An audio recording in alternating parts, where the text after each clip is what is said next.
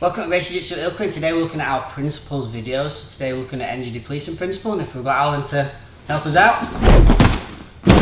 So, I don't know if anyone used to play the old games, we get to the new games now as well, where you'd be playing Street Fighter or Mortal Kombat and you'd have 2 energy bars, and the idea was to keep fighting against the person until the other person's energy bar went down, and obviously at that point he won. It's very similar to this energy depletion right now. So it's also, imagine like you've both got 2 energy bars. It's about utilising our jiu-jitsu, utilising our techniques, our positioning, utilising reactions to burn this person's energy. Not just their physical energy, but also their mental energy as well. So how can we physically and mentally deplete all their energy? Once their energy is then depleted, again, controls, submissions, or whatever else we intend to do from there is going to be much easier once they're already burnt and they've got no energy. So I've got a good example of this right now with this technique we're going to look at, which really utilises that energy depletion principle. So if I want to throw your head that way. So again, just basically side mount in general. You can have good pressure, good things that you can do to really start to burn their energy. You could even start moving around and doing things, street fights, maybe throwing strikes just to get reactions, which is going to burn their energy. But one thing just to really grind them down and take that energy bar down bit by bit is this technique right now. So I'm in the side control. To get a reaction from Alan, I'm going to step my leg over. One common reaction then, he doesn't like that, so I'm going to bring his head over.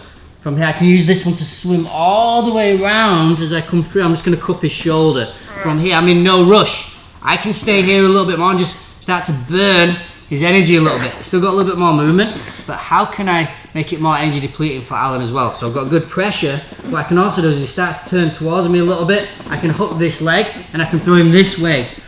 Now, I'm holding this.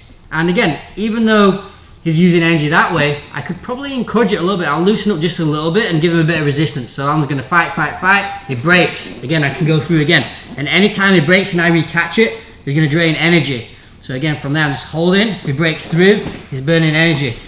From there, I can start to advance my position. So I've got this. I can now use this hand. If he starts to turn this way a little bit more, I'm going to come through and I'm bring him into this position. So I'm coming underneath and I'm anchoring onto Alan's thigh there. That way, if he tries and turns in, he can't. I've got great head control. And again, I'm just burning his energy bit by bit. I'm in no rush. How does that feel, Alan? I can't move. You can't move. And again, it's just pressure and just depleting energy. His mental energy is also getting broken right now. So again, it's more of this psychological breakdown. From there, I can then take my own knee and replace that. That gives me now a free hand. And again, if I wish, depending on the circumstances, I could be throwing strikes and things to his ribs, which again is going to start to bring his energy down even more.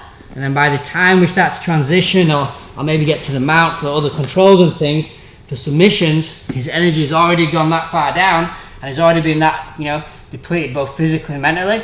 Any submissions from here are basically giving Alan an excuse to give up. What would you say? I agree. He agrees.